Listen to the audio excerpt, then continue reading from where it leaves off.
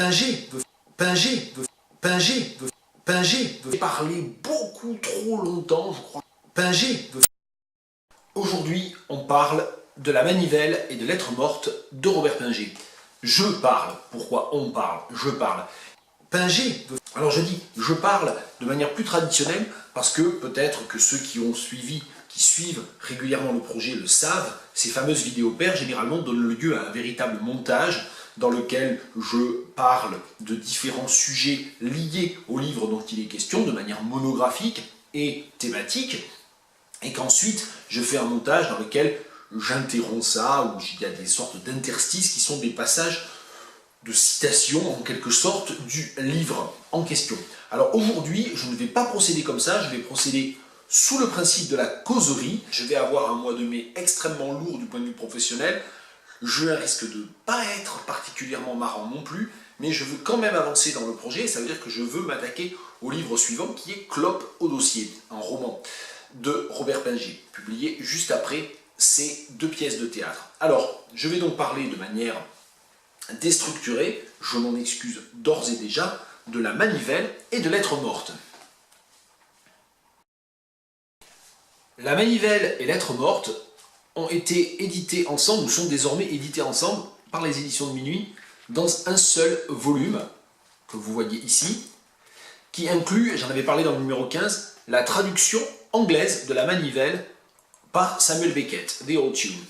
Ce volume a été imprimé en 2001, je n'ai pas fait de vérification bibliographique, mais auparavant, il me semble, la manivelle et lettres mortes étaient publiées séparément. Lettres mortes est une pièce publiée pour la première fois par Pinger aux éditions de Minuit en 1959 et la manivelle en 1960. Dans cette édition, on le voit, la pièce qui est présentée comme la pièce principale, c'est la première du volume, la manivelle, édition bilingue, texte anglais de Samuel Beckett, suivi de lettres mortes. Pourquoi est-ce que les éditions de Minuit donnent ainsi une sorte de primauté à la manivelle? Est-ce en raison du nom de Beckett, de la traduction anglaise de Beckett, qui lui confère une sorte de supériorité, d'intérêt supplémentaire, ou est-ce pour d'autres raisons? Je ne sais pas. Il s'agit de textes de théâtre, et jusqu'à présent, je n'ai pas parlé du tout du théâtre de Pinger, et pour cause, la manivelle est la première pièce publiée de Robert Pinger. Je ne sais pas si c'est la première pièce à avoir été jouée. Je rappelle que je ne suis pas spécialiste de Robert Pinger, et surtout, en plus, je ne suis pas du tout spécialiste de théâtre, donc je n'ai pas fait de recherche. Si vous en savez plus, ou si vous avez trouvé plus d'informations, vous pouvez toujours, bien sûr, partager votre expérience et vos connaissances et votre expertise via les commentaires en dessous de la vidéo, ou sous toute autre forme que vous souhaitez, par mail, etc. etc. Alors, je n'ai pas réellement de réponse quant à la primauté accordée à la manivelle, parce que la manivelle, en fait, occupe une cinquantaine de pages à peine dans ce volume, une cinquantaine de pages, en comptant le fait qu'il y a le texte français à gauche et le texte anglais à droite. Ça veut dire qu'en fait, la pièce fait 25 pages, qu'elle se joue peut-être en 40 minutes, une demi-heure, je ne sais pas très bien. Lettres mortes, qui n'inclut pas de texte anglais en regard, compte pas moins de 85 pages. Il s'agit donc d'une pièce beaucoup plus longue, beaucoup plus complexe d'ailleurs dans sa structure, je vais y revenir. Donc je ne comprends pas bien pourquoi la manivelle est ainsi présentée de façon saillante dans une police de caractère 2 fois plus grande que lettres mortes.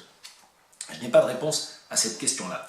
L'autre élément que je voulais souligner, et là c'est par rapport au rapport plus autobiographique à ce projet Pinger, je sais que j'ai lu la manivelle il y a déjà fort longtemps, je ne pourrais plus bien dire quand, mais je sais pourquoi. C'est parce que quand j'ai commencé un petit peu à me spécialiser en traductologie, eh bien évidemment le texte, la comparaison du texte français et du texte anglais, dont j'ai d'ailleurs parlé dans ma précédente vidéo, m'avait particulièrement intéressé.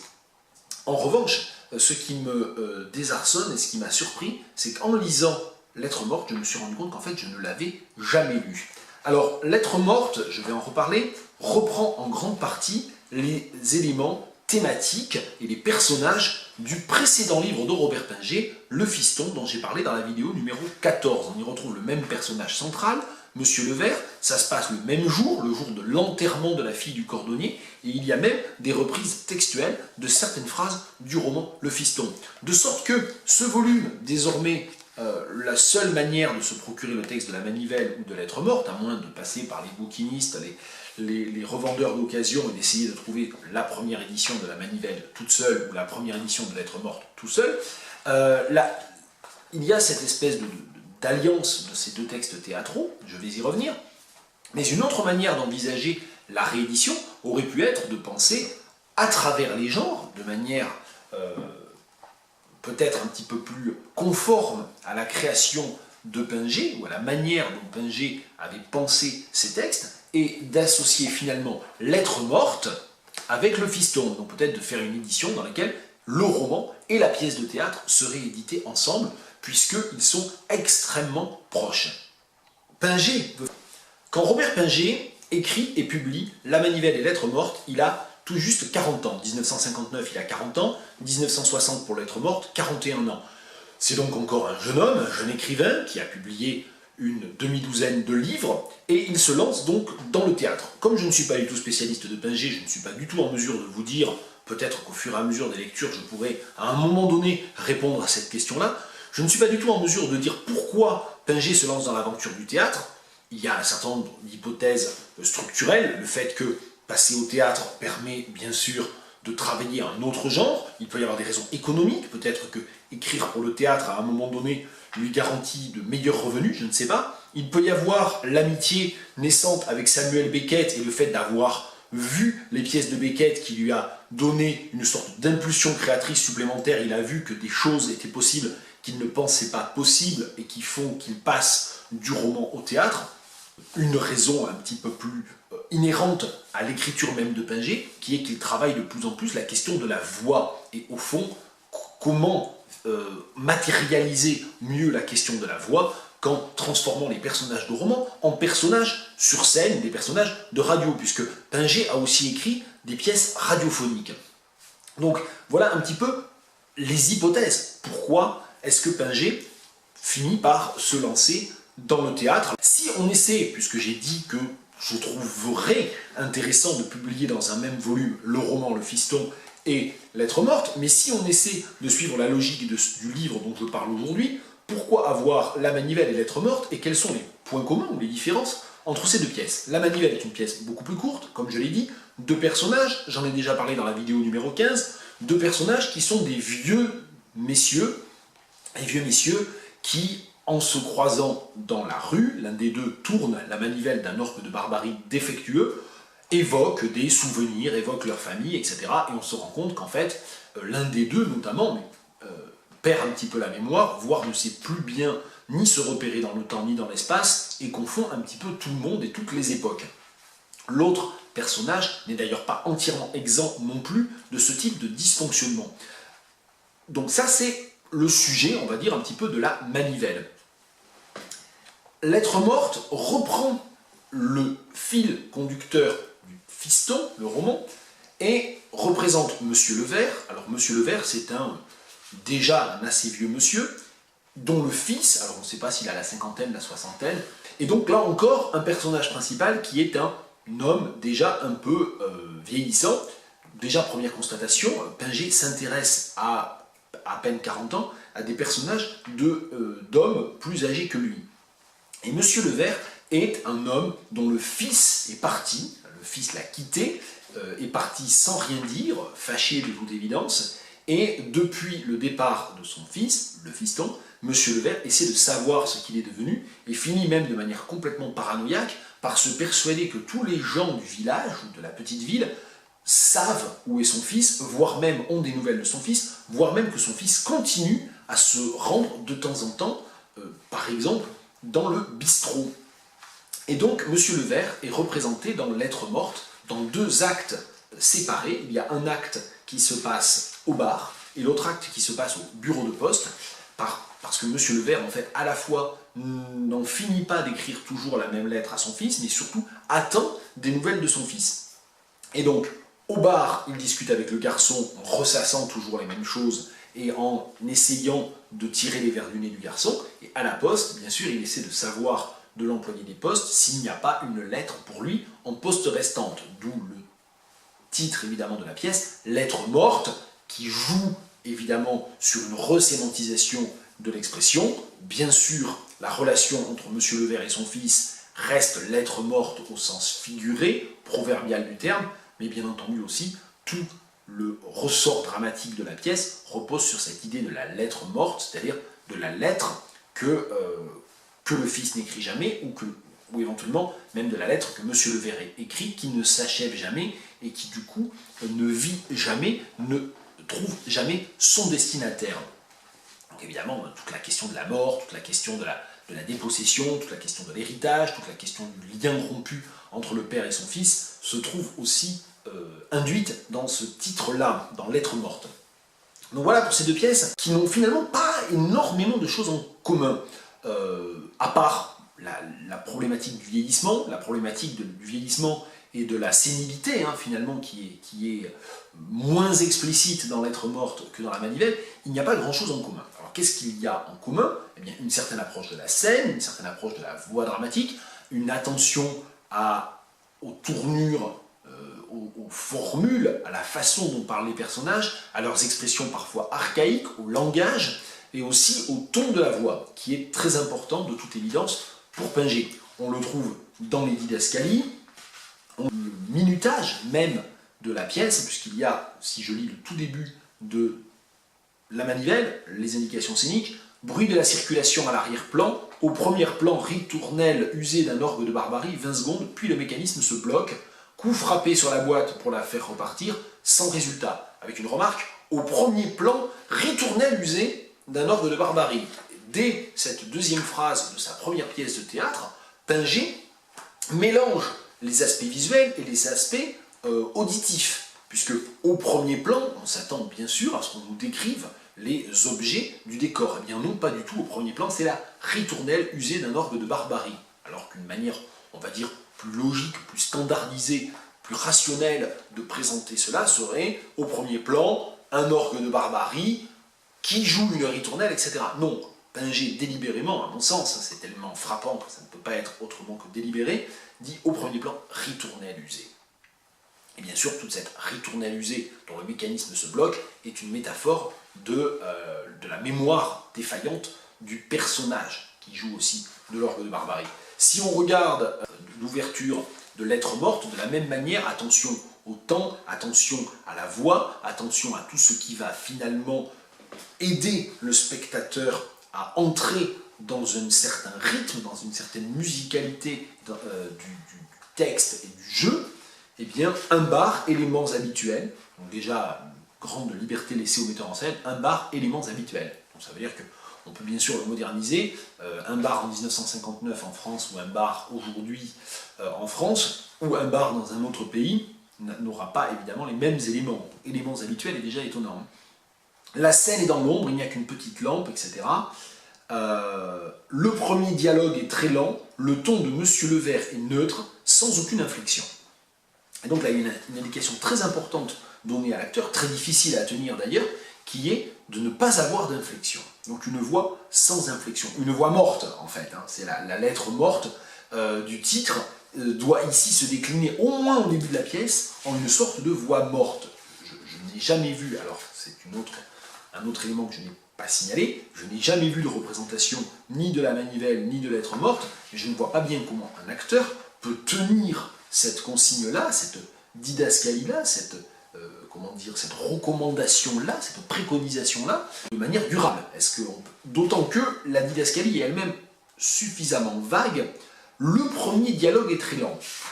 Et le premier dialogue, en fait, on ne sait pas très bien ce que ça veut dire, puisque la pièce est en deux parties, et que dans ce premier acte, il y a à un moment donné les personnages de deux comédiens qui interrompent le dialogue entre Monsieur le Ver et le garçon, et le barman, et donc en fait le premier dialogue, on ne sait pas ce que ça veut dire, ça ne veut pas dire le premier acte. Alors est-ce que c'est juste les premières pages? Est-ce qu'il y a une interruption supposée, elle n'est pas marquée dans le texte? Donc ça veut dire que quand même ça laisse là encore une forme de liberté ou de latence au metteur en scène et au comédien.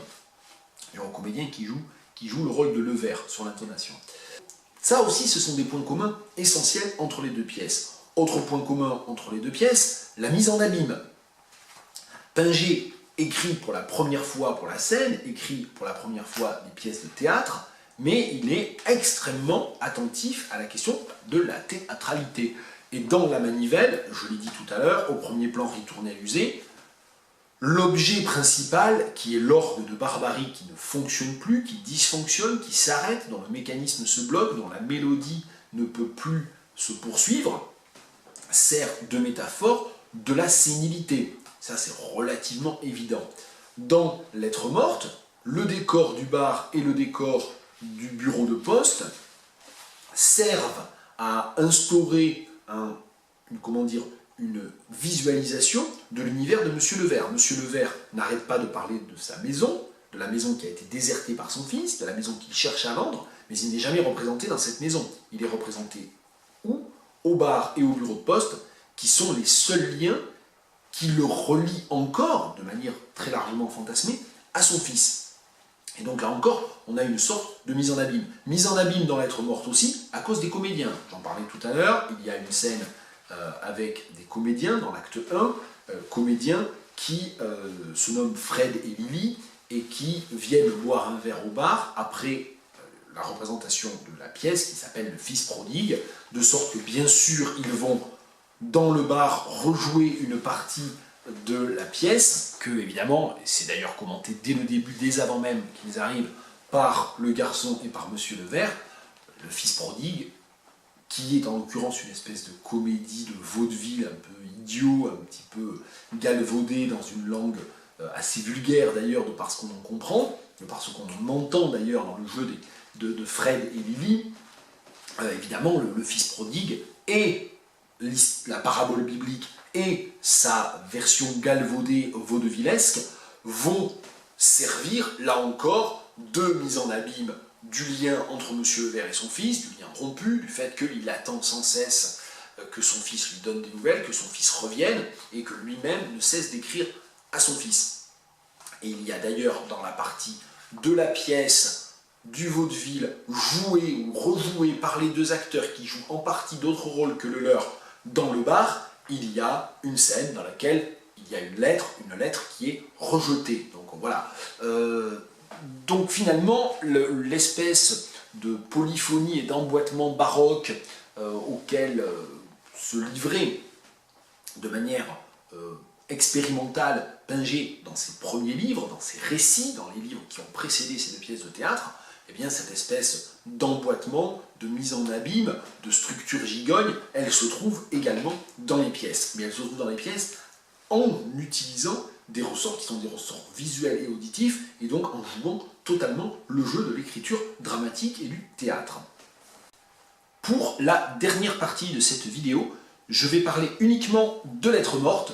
Plusieurs raisons à cela. La Manivelle, j'en ai dit quelques mots. J'en ai surtout parlé à l'occasion des remarques que j'ai faites sur la traduction de Beckett dans la vidéo numéro 15. Il y a aussi, comme raison annexe, le fait que le texte est plus long, que la pièce Lettres mortes est plus longue et qu'il s'agit d'une pièce plus complexe que La Manivelle, selon moi, et aussi, enfin, que je l'ai lu hier, et donc elle est plus fraîche à mon esprit. Alors j'ai pris quelques notes qui sont un peu en vrac, donc cette dernière partie va être en vrac, j'en suis désolé, mais je rappelle que le projet Pinget, c'est un peu du blabla que je fais pour moi, pour avoir une sorte de trace et de principe, accumulatif dans la chronologie de l'œuvre de Pinget et dans la chronologie de ma relecture. Donc si c'est oiseux, si c'est hésitant, si c'est pénible, eh bien, il faut arrêter de regarder, ou il faut zapper, il faut passer, ou il faut fractionner, enfin bon, peu importe. Je sais pas, moi-même je regarde pas, je ne re-regarde pas ces vidéos en entier. Donc Lettres mortes, j'ai noté plusieurs choses concernant Lettres mortes. La première, comme je l'ai déjà dit, c'est qu'il s'agit d'une sorte de reprise du roman Le Fiston au théâtre. Et si on regarde le haut de la page 106, dans l'édition de 2001, cette lettre n'arrivera pas à partir. Et ça, c'est Levert qui est en train de monologuer, le garçon de café ayant commencé à lire son journal et ne se souciant plus du tout de ce que dit Levert. Donc Levert est un peu en train de soliloquer, et donc il dit « Cette lettre n'arrivera pas à partir, je l'aurai postée cette nuit, où je lui dis « Je vais crever, fiston ». Et là, c'est une reprise d'un passage qui est lui-même répété à plusieurs reprises dans le roman Le Fiston. Autre exemple aussi, page 112, plus évident encore, l'enterrement de la fille du cordonnier, la fille du où est-ce que c'est? Des clients aujourd'hui du passage, un enterrement, la fille du cordonnier, ils sont venus boire après. Et si on regarde la page 110, les comédiens jouent cette scène, ou rejouent de manière complètement parodique, cette scène du vaudeville qui joue chaque soir, le fils prodigue, une lettre, Coco, une lettre de papa, qu'est-ce qu'il me veut, ouvre-la. Okay, et donc là, pareil, toujours reprise de ce même lien, de ce motif de la lettre morte, et reprise textuelle, partielle, d'éléments du roman. D'autres éléments qui m'ont frappé, je ne l'ai pas dit tout à l'heure, mais les consignes de Pinget sont explicites à ce sujet. Dans l'acte 1 de Lettre morte, ça se passe au bistrot, le ver et le garçon sont les principaux acteurs, Fred et Lily les interrompent et apportent cette espèce de mise en abîme et de complexification de la scène dramatique. Dans l'acte 2, il y a seulement 2 personnages sur scène, Monsieur Levert, à nouveau, et l'employé des postes. Et l'employé des postes doit absolument être joué par le même acteur que le garçon de café. Or, il se trouve que la scène a lieu dans le temps, dans l'axe chronologique en quelque sorte, la scène a lieu juste après, le lendemain matin, de la scène de l'acte 1, c'est-à-dire de la scène au bar. Donc ça doit être le même acteur qui joue de rôles différents. Mais il faut absolument que ce soit le même acteur et qu'on reconnaisse qu'il s'agisse du même acteur. Donc évidemment, on est dans un principe de réalité qui disjoncte totalement, puisque pour le spectateur, on comprend bien qu'il s'agit de théâtre. Donc là, il y a une autre mise en abîme. Ce ne sont pas des personnages auxquels on peut s'identifier. C'est un acteur qui joue deux rôles. Et puis, il y a aussi éventuellement une projection du personnage de Monsieur Levert. On finit par se dire que peut-être c'est une sorte de folie de Monsieur Levert qui s'imagine qu'il est au bistrot, qui s'imagine qu'il est à la poste, et qui en fait voit tout le temps la même personne, le même homme, le même jeune homme. Et d'ailleurs, il y a un certain nombre d'analogies dans lesquelles il se projette, ou il parle, que ce soit au garçon de café ou à l'employé des postes, en disant bah, vous, qui vous avez l'âge de mon fils, etc. etc. Donc peut-être même d'ailleurs que c'est son fils qu'il fantasme en garçon de café et en employé des postes. Donc il y a ce côté quand même complètement fou aussi dans la pièce. Ça reprend les éléments du roman. À la toute fin de l'acte 2, Monsieur Levert et l'employé des postes regardent passer l'enterrement et décrivent les différentes personnes qui se trouvent à l'enterrement. Et là encore, on retrouve la série des personnages qui sont décrits au tout début du fiston et qui constituent l'enterrement. Vous voyez le cadet, il doit être sous. Et le grand déplumé, c'est Roger. Il a le nez rouge aussi. Sa femme est enceinte, en effet. Et derrière, l'oncle Fulbert et la tante Hélène. Ils ont le nez rouge aussi. Ils picolent dur dans la famille. C'est peut-être le chagrin. Derrière, c'est l'oncle Janvier et la tante Betty. Ils ont le nez violet. Ils aimaient beaucoup Marie, etc., etc. Et donc là, l'enterrement de la fille du cordonnier donne lieu à cette description par l'employé de la galerie des personnages. L'employé, il connaît tout le monde. Monsieur Levert ne connaît personne, apparemment, ce qui est curieux aussi. Pourquoi l'employé connaît-il tout le monde? Pourquoi Monsieur Levert ne connaît-il personne? Monsieur Levert qui se contente de faire des remarques sur le physique, et en particulier sur le fait qu'ils ont tous le nez rouge, qu'ils ont tous l'air de picoler. Et en même temps, il dit c'est peut-être le chagrin. À un autre moment, il dit c'est peut-être le froid, ou c'est peut-être la pluie. Donc il y a tout ce côté évidemment complètement burlesque de la description de la noce, qui ici reprend sur un mode plus évidemment burlesque, absurde même, les éléments narratifs qui se trouvent dans le roman. Je poursuis en ramassant la feuille qui est tombée, ou que j'ai fait tomber plus exactement. Je poursuis mon exploration complètement en vrac et sans aucune structure et très difficile à suivre des différents points dont je voulais parler. Il y a deux autres points dont je voudrais parler, la question de la chronologie. Dans l'acte 2, à la poste, et l'enterrement a lieu aujourd'hui, l'employé lui répond, tout à l'heure.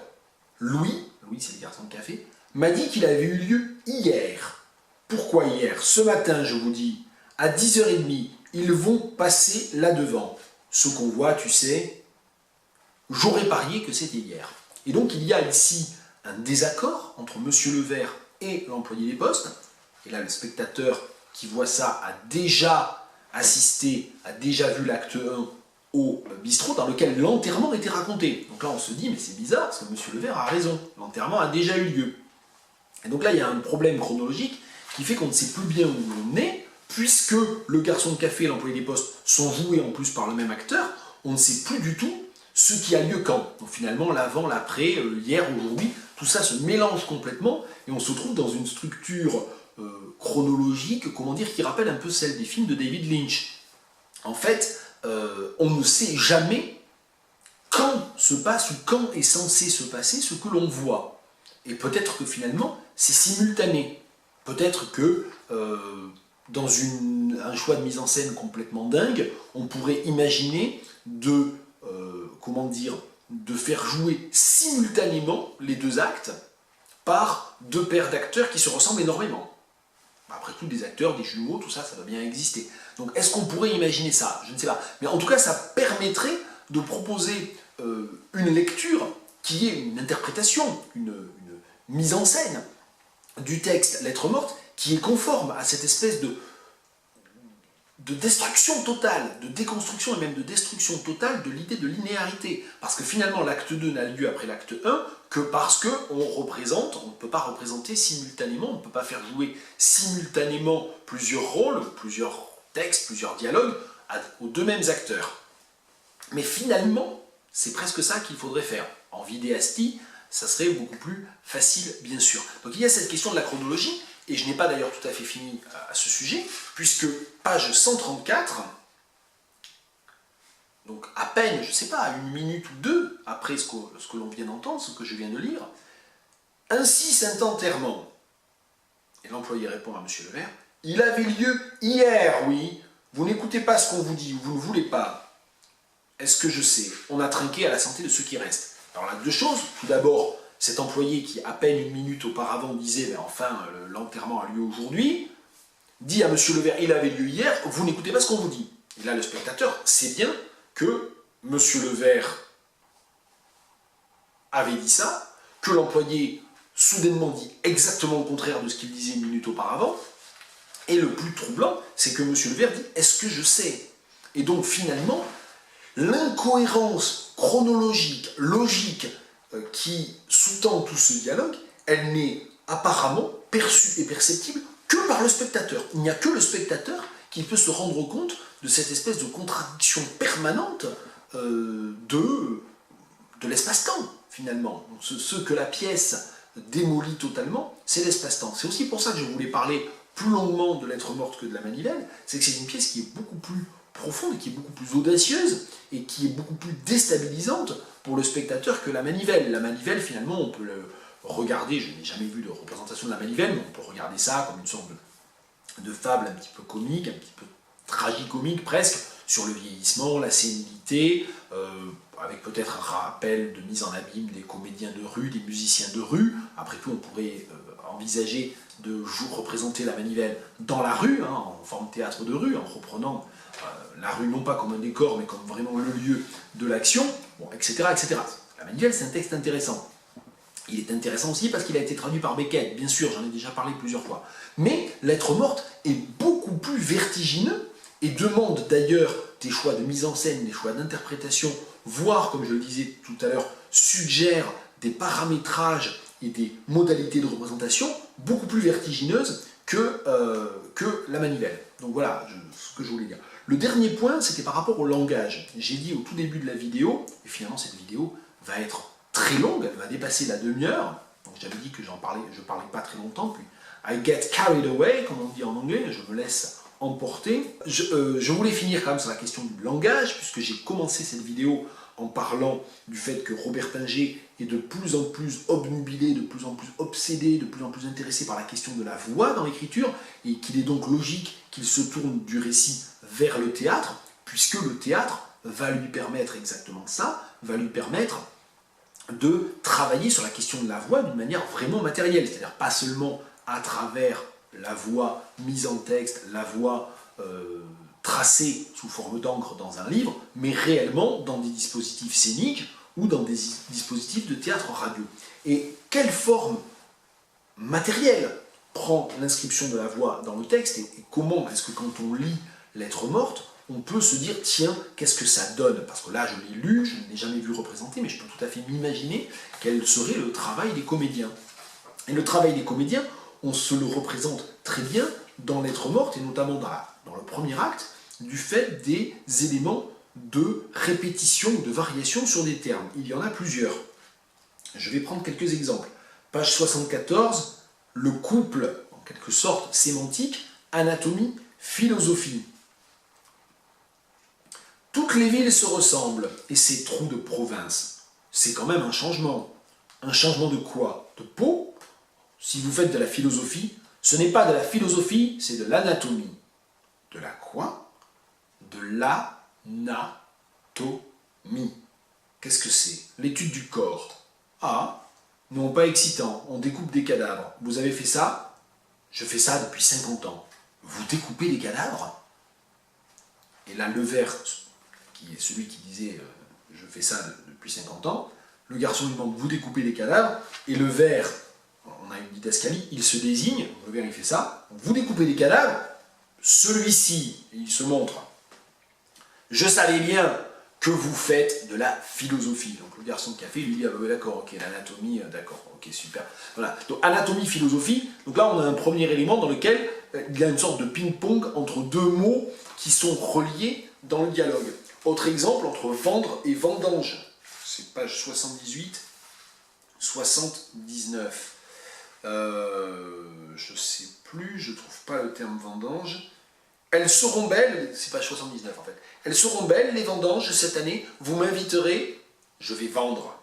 Donc, pendant tout le dialogue qui précède, le vers et le garçon de café ont parlé des vignes, des vendanges, du vin produit dans ces vignes.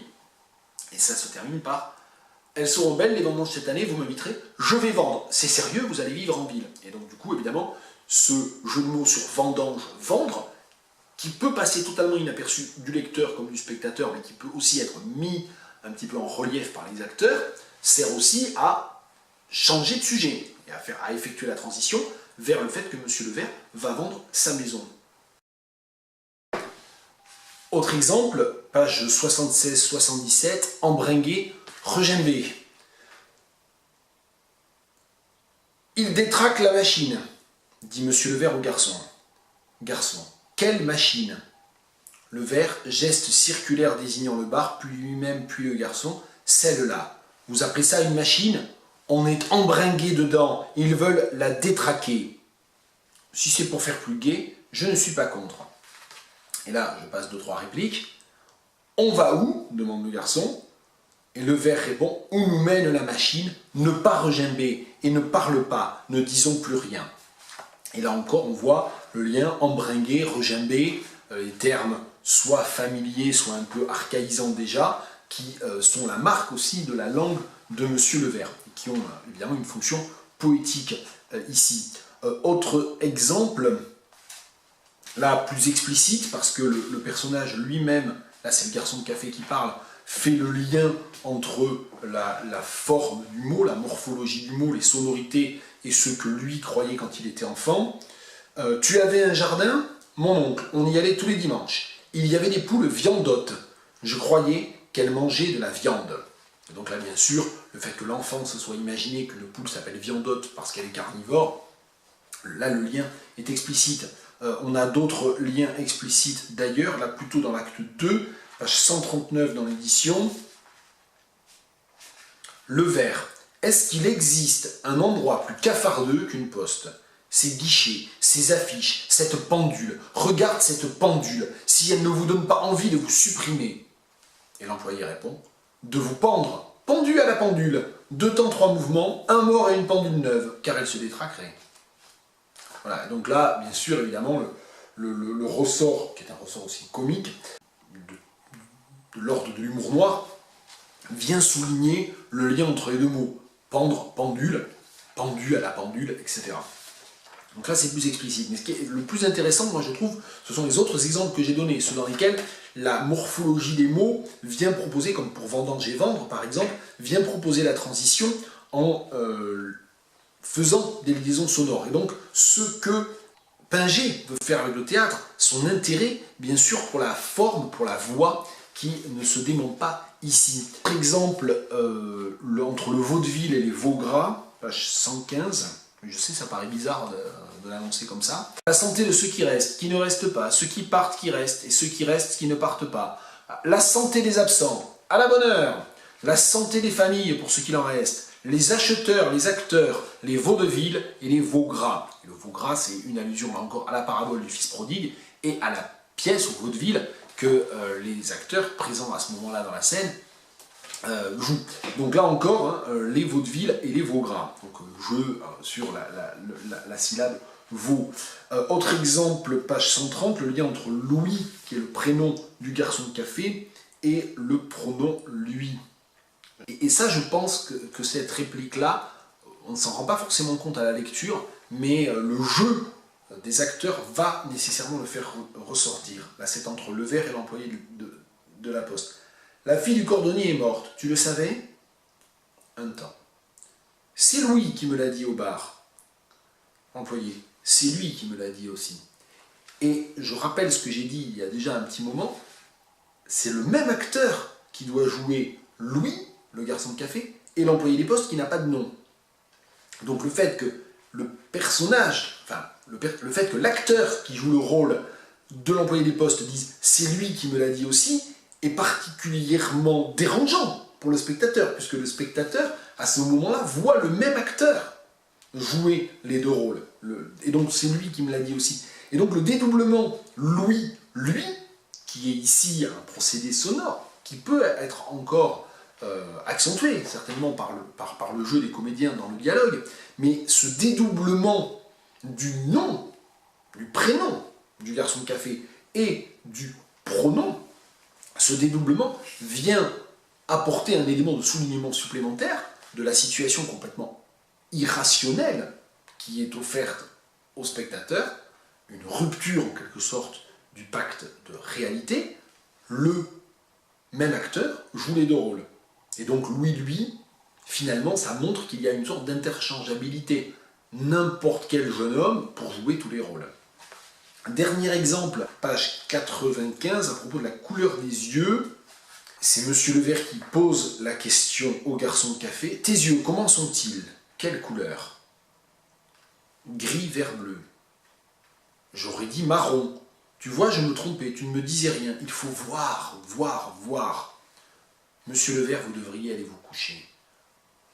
Me coucher. On se trompe. On croit aveuglément. Ouvrir les yeux. Je ne l'aimais pas assez. Je ne t'aime pas assez. Et là, je fais une interruption avant la phrase que je voulais commenter. Monsieur Levert parle au garçon de café en disant « Je ne te regarde pas assez » et il fait un lien direct par la juxtaposition des phrases entre le garçon de café auquel il parle et son fils. « Je ne l'aimais pas assez, je ne t'aime pas assez ». Et donc il s'adresse au garçon de café qui s'appelle garçon quand même, hein, dans toute la pièce c'est le garçon, une sorte d'autre fiston, une projection aussi du jeune homme en fils prodigue, en fils disparu. « Je ne l'aimais pas assez, je ne t'aime pas assez ». Grive le verre, tu dis. Et donc là, le garçon de café, pour décrire ses propres yeux, a dit gris, vert, bleu, et Monsieur Levert reprend gris, bleu, vert. Alors c'est pas, cette variation pourrait sembler complètement banale ou anecdotique. Moi, j'y entends bien sûr une rime avec le vert. D'autant plus que la réponse du garçon, c'est Monsieur Levert. Gris, bleu, vert, tu dis. Monsieur Levert. Tu as un drôle de nez, je ne l'avais pas vu non plus. Et tes mains, montre tes mains. Et donc ici, je vais terminer sur ce point-là, mais l'écriture de Pinget, elle est totalement tournée vers la scène. À savoir que bien sûr, on le sait, ça va être entendu, si c'est une pièce radiophonique, ça va être entendu et vu si c'est représenté sur un théâtre. Et ce passage de gris vert bleu à gris bleu vert, le vert, elle vient en quelque sorte rendre d'une manière phonique, d'une manière musicale, d'une manière formelle, audible, le fait que Monsieur Levert est en train de fantasmer le garçon de café en fils, et qu'il est en train de projeter sa relation et son dialogue avec le garçon de café en dialogue impossible par la lettre morte, avec son fils disparu, le fils qu'il a abandonné. Et ça passe par ça, par cette toute petite chose qui est gris vers bleu, gris bleu vert, le vert. Et donc, le nom du fils, c'est le nom de Monsieur Le Vert. Il lui a donné son nom, c'est son fils. Donc, Monsieur Le Vert, la réponse du garçon, Monsieur Le Vert, ça peut être aussi une manière de ressouligner ça. Le patronyme, c'est aussi le nom du fils. J'ai parlé beaucoup trop longtemps. Il y a des choses dont je veux parler, puis il y a plein de choses qui me sont venues en parlant. C'est un peu la règle de l'exercice, même quand je le formalise un petit peu plus. Bon, j'ai beaucoup parlé, j'ai beaucoup bavassé, mais c'est comme ça. Donc si vous avez des conseils de mise en scène, s'il y a des DVD qui existent, je sais pas, les archives de l'INA, YouTube, etc., il ne faut pas hésiter à faire mon travail à ma place. Voilà, c'était la 16e du projet Pinger. Au revoir. J'ai parlé beaucoup trop longtemps.